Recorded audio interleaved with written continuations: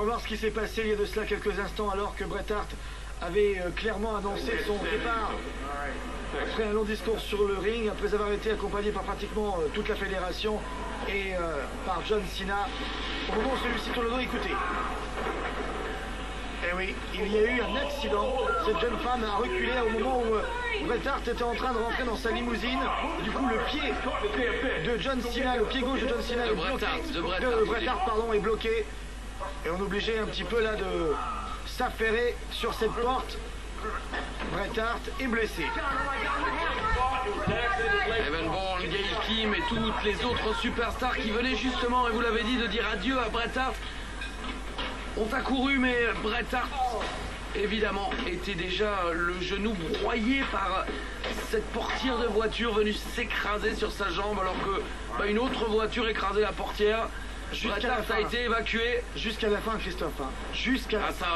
Oui, son retour là, ça aura vraiment été un enfer pour Bret Hart. Avec Monsieur McMahon qui le trahit, Batista qui l'attaque. Maintenant, il se fait broyer la jambe par cette portière. Et Michael Cole, Jerry the King Lawler nous promettent plus de nouvelles dans la soirée, si évidemment on peut en avoir, parce que le temps que Bret arrive à l'hôpital, qu'il soit ausculté. On ne sait pas encore. En attendant, eh bien, comme disent les Américains, show must go on. Oui, c'est vraiment une drôle d'histoire, hein, Bret Hart.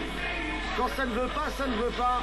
Il aurait dû avoir un retour gagnant, il aurait dû être acclamé, et il l'a été ce soir, mais une nouvelle fois, il part sur de tristes images.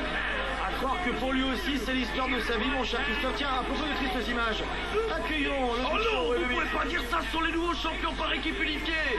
Champion des États-Unis en plus remise. 3 ceintures rien que pour lui, mesdames et messieurs. C'est pas trop lourd. Le Big Show, le Miz, voici Show Miz. Show Miz the money man.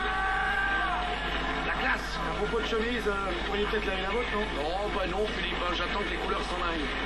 La semaine dernière, Triple H avait tenté d'exploser le Miz avant cette grossière erreur de la part de Shawn Michaels. Le titre était en jeu, bien sûr. Regardez, le Miz revient, explose la tête de Triple H avec celle de Shawn Michaels, alors que le match était gagné. Eh bien, Shawn Michaels, problème d'ego, a voulu remporter le match pour DX et finalement il l'a perdu pour DX. Allez, 2 pires semaines dans la vie de Shawn Michaels, éliminé du Royal Rumble, éliminé de la course au Elimination Chamber et surtout battu pour ses ceintures par équipe unifiée. Quelques minutes après cette défaite, Shawn Michaels nous a tout simplement annoncé sa retraite. Il nous l'a dit purement et simplement, ma carrière est terminée, il est parti, il a même mis un Sweet Chin Music à Theodore Long qui était dans les vestiaires et on n'a plus de nouvelles de Shawn Michaels. Histoire de justifier en effet son renvoi parce qu'on n'a pas le droit de frapper un officiel et encore moins un général manager. C'est la raison pour laquelle il n'y a pas de revanche entre Showbiz et DX, alors que normalement il est coutumier de proposer une revanche entre les anciens champions et les nouveaux.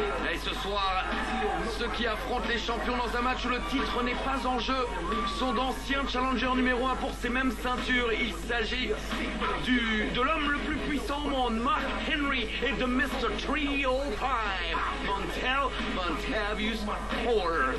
Mais les ceintures sont pas en jeu, Philippe. Alors, les ceintures ne sont pas en jeu, c'est un galop d'essai pour cette nouvelle équipe championne. Et c'est le Miz qui démarre ce match. Ouais, face à son pire ennemi, en l'occurrence MVP, les deux hommes se sont affrontés au Royal Rumble dans un match improvisé en quelque sorte par Theodore Long, qui était le seul patron lors du Royal Rumble. Comment on se retrouve entre les deux? Et puis, quand on regarde un petit peu les deux équipes mises en place ce soir, on s'aperçoit que ce sont pratiquement les mêmes répartitions. On a un catcheur avec un gabarit intéressant et puis deux forces de la nature, avec d'un côté Mark Henry, de l'autre côté le Big Show. Oh, quel coup de pied dans la face du Miz! Et le champion des États-Unis à l'extérieur du ring, il va revenir, il va te casser la figure. Souris pas bêtement, toi non plus. Hi, je suis Eve, diva de la WWE, avec un message très important pour nos fans. Les superstars de la WWE sont des athlètes professionnels surentraînés. Les mouvements que nous pratiquons sur le ring prennent des années d'entraînement pour être exécutés en toute sécurité. À tous les fans de la WWE partout dans le monde, n'essayez jamais de reproduire ce que nous faisons sur le ring, que ce soit à la maison ou à l'école. Faites attention à vous. Ne faites pas ça chez vous. Nous sommes de retour sur le ring de Raw ce soir. pour ce match entre deux équipes, MVP, associé MVP, face au Show Miz. C'est comme ça maintenant qu'on appellera cette association entre le Miz et le Big Show, les nouveaux champions par équipe unifiés. Et de l'autre côté, c'est Mark Henry, associé à MVP, parce qu'MVP peut pas tout faire tout seul. J'ai dit quoi? MVP associé à MVP. Oh. Et justement, c'est Mark Henry qui rentre sur le ring.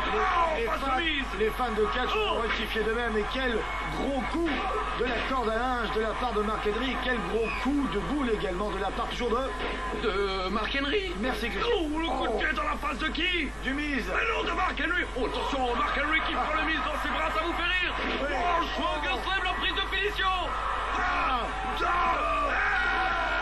Le Big Show qui arrive descendre de la cuisse. Elle a fait trembler tout l'Iowa, tous les États-Unis, tout le monde a tremblé. C'est une grosse cuisse.